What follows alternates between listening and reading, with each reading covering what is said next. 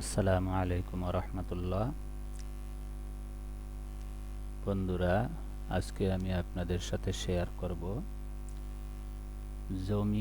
কাজের জমিনের ভিতরে আউটলাইন সেলফের মতো হবে।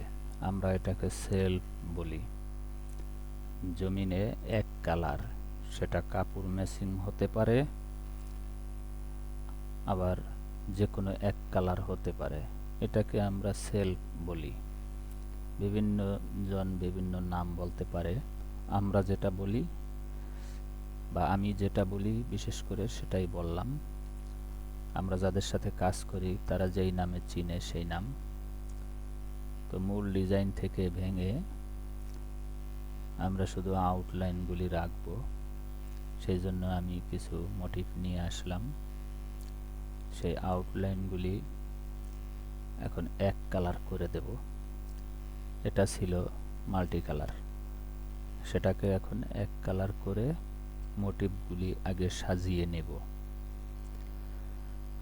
মোটিভগুলি সাজানো হলে তারপরে মূল ডিজাইনে গিয়ে সেটাকে আবার ওভারঅল যেই মাপ আছে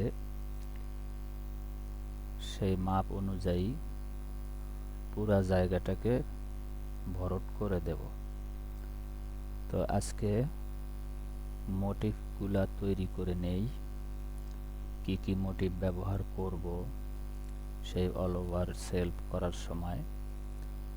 অল ওভার সেলফের সময় যেই মোটিভগুলি ব্যবহার করতে ইচ্ছা পোষণ করেছি সেই মোটিভগুলিকে আগে মূল ডিজাইন থেকে কেটে এনে কিছু কাট ছাট করে আউটলাইন, যেটাকে বর্ডার লাইন বলে,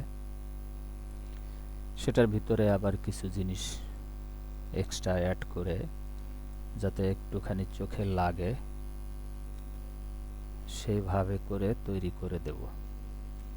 তো এখানে আমি ফ্রি হ্যান্ড যেটা আছে একটা টুলস, সেই টুলস দিয়ে আমি এটাকে ফিল করে দিচ্ছি।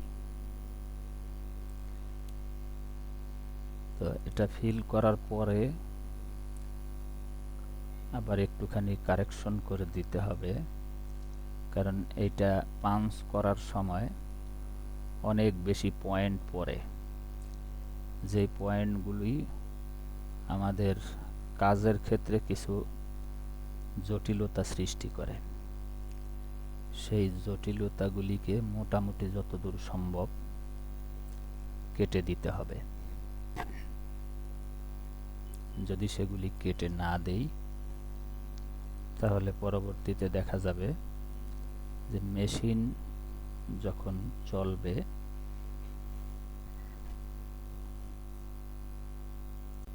মেশিন চলার সময় সে আবার একটুখানি ঝামেলা করতে পারে। যেমন কিছু কিছু জায়গাতে একেবারে এত শর্ট স্টিচ পড়বে যেই স্টিচগুলি মেশিন কভার করতে গেলে থ্রেড ব্রেক হয়। তো এটা যেহেতু মাউসের মাধ্যমে একদম চাপ দিয়ে ধরে তারপরে আপনার পুরো জায়গাটা ফিল করতে হয়, সেক্ষেত্রে কিছু কিছু জায়গায় আনইজি ফিল হয়। সেই সময় কিছু অনাকাঙ্ক্ষিত পয়েন্ট পড়ে, সেগুলিকে এখন কেটে দিব রিশেপ অবজেক্ট দিয়ে। সেগুলিকে এখন যতদূর সম্ভব চেষ্টা করব কেটে দেওয়ার।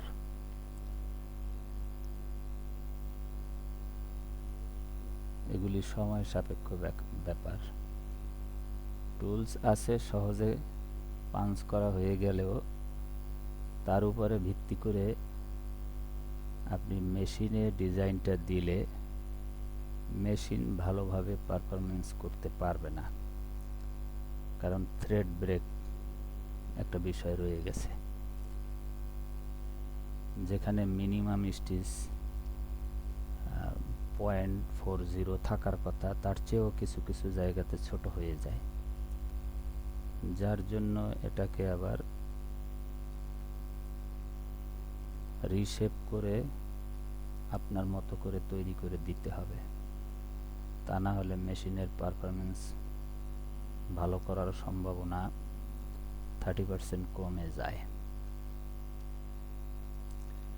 তো যাই হোক, আমি এখন দেখে দেখে কোথায় কোথায় বেশি পয়েন্ট আছে, কোথায় কোথায় বেশি শর্ট স্টিচ আছে, সেই শর্ট স্টিচগুলোকে আমি কভার করে দেওয়ার চেষ্টা করতেছি। দেখি আল্লাহ পাকের মেহেরবানিতে কতদূর সফলতা অর্জন করতে পারি। এই যে এই জায়গাটাতে অনেক বেশি ছোট স্টিচ ছিল, অনেক বেশি। যাই হোক, এখন আবার আর একটা মোটিভ এনে, এই যে এটা হচ্ছে পরিপূর্ণ মোটিভ, কাজের ভিতরে ছিল। এটাকে এখন আবার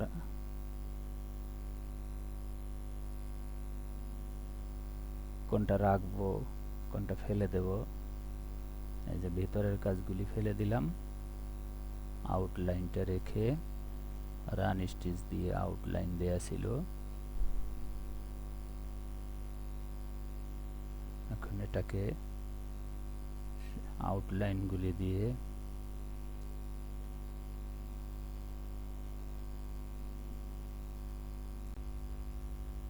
বর্ডার লাইন তৈরি করে দিলাম।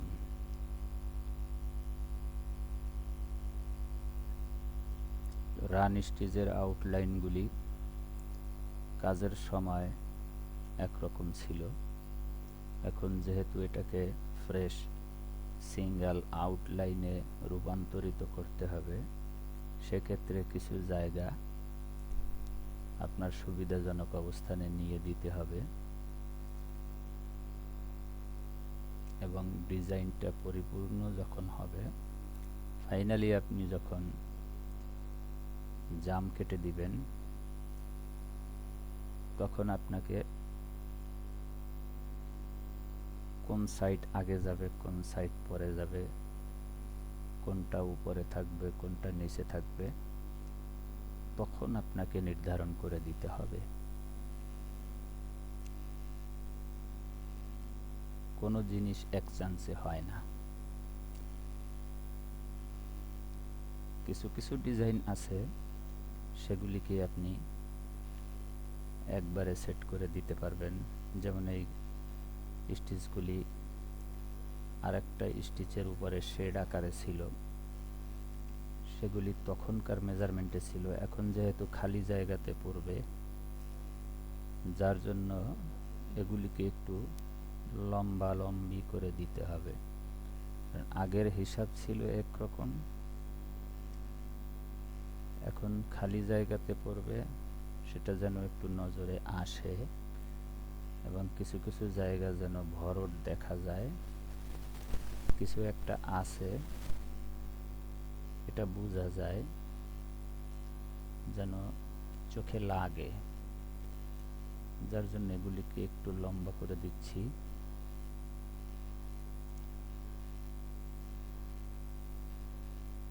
একটা ডিজাইন এক এক জায়গায় যখন থাকে, সেটা তখন সেই জায়গার মতো থাকে।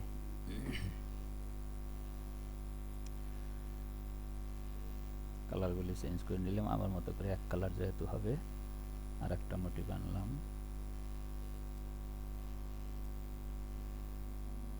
এই মোটিভটাকে এখন গ্রুপ করা ছিল, এখন এগুলিকে গ্রুপ ভেঙে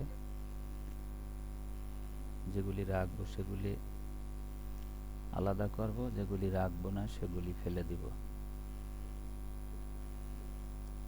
শুধু আউটলাইনটা রাখলাম।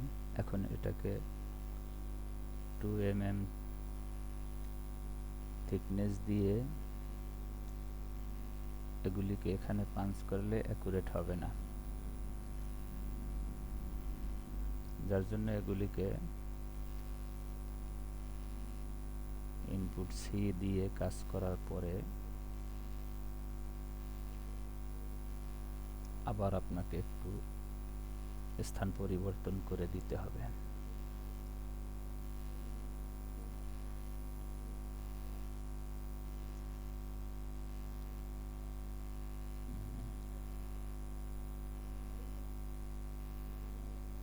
আগে যেই জায়গা ছিল রান স্টিচ যাওয়ার পরে সেখানে একটা বড় গ্যাপ দেখা গেছে, কারণ ওখানে 1.5 ছিল গ্যাপ। তো এখন 2 mm আপনার থিকনেস হচ্ছে আউটলাইনের। তো এটা ওই জায়গায় একটা পড়লেই তো কভার হয়ে যায়, আর একটা কোন জায়গায় দিবেন, যার জন্য অবশ্যই এখানে অল্প সময় বাঁচবে। আপনার নতুন করে তৈরি করতে গেলে যেই সময়টা লাগবে সেখানে আপনাকে ড্রয়িং করতে হবে, সেগুলিকে রিশেপ করতে হবে, তারপরে পাঞ্চ করলে তখন আপনার সেই ডিজাইনটা পুরোপুরি রূপ নেবে। আর আউটলাইনটা নিয়ে নিলাম, তাতে শুধু ওই আমার সময় বাঁচলো। আমি যে ড্রয়িং করে নিতাম সেই জিনিসগুলি, আগে যেই সেলাইগুলি ভিতরে ছিল রান স্টিচগুলি, সেগুলি দিয়ে অনেক বেশি স্টিচ হয়ে যাচ্ছে, যার জন্য এখন আবার পুনরায় ম্যানুয়ালি এখানে আমাকে স্টিচ করে দিতে হবে।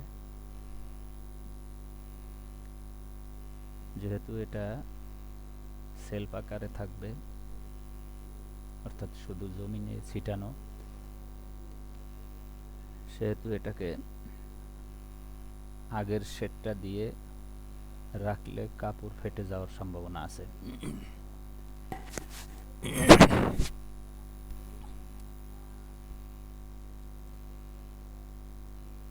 তো এই জন্য এগুলি কেটে দিলাম, কেটে দিয়ে আবার নতুন করে ভিতরের কাজগুলি করে দিচ্ছি।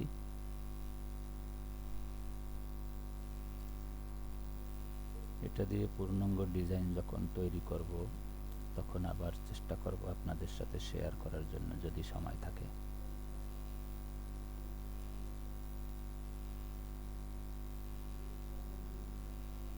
ইনশাআল্লাহ চেষ্টা করব। এই যে মোটিভগুলি গুছিয়ে নিলাম, আউটলাইন দেওয়ার পরে জায়গা কমে গেছে, এখন আবার নতুন করে এগুলিকে কিছু স্টিচ কমিয়ে জায়গাটা ফিল করছি। যেটা এখানে অনেক স্টিচ আছে, এটাকে কেটে এখন অল্প করে দিয়ে দিতে হবে, যাতে কাপড়টা কম টানে এবং দেখতেও মোটামুটি সুন্দর লাগে। ভিতরে কিছু একটা আছে হালকা, জাস্ট এটা বোঝানোর জন্য।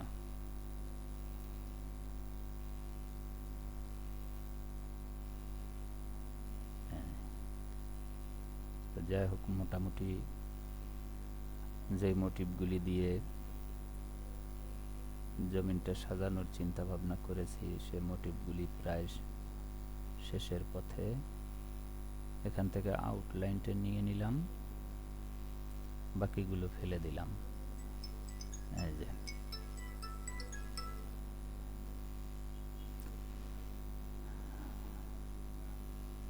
তো এখানে কিছু ওভারল্যাপিং বেশি আছে, যার জন্য কেটে দিলাম। এখন এটার ভিতরে খালি বেশি মনে হচ্ছে, হালকা করে কিছু রান স্টিচ দিয়ে দেব, যাতে একেবারে খালি মনে না হয়।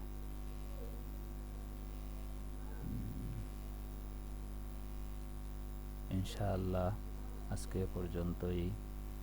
পরবর্তীতে ডিজাইনটা দিয়ে আমি কি করছি, কোন জায়গার জন্য এই ডিজাইনটা তৈরি করা হলো, এই মোটিভগুলি সেই স্থানে যখন আমি এই ডিজাইনটা সাজাবো তখন ইনশাআল্লাহ আপনাদের সাথে শেয়ার করব। সে পর্যন্ত সবাই ভালো থাকবেন, সুস্থ থাকবেন, আমার জন্য দোয়া করবেন, আমিও দোয়া করি সবাইকে আল্লাহ ভালো রাখুক। আল্লাহ হাফেজ।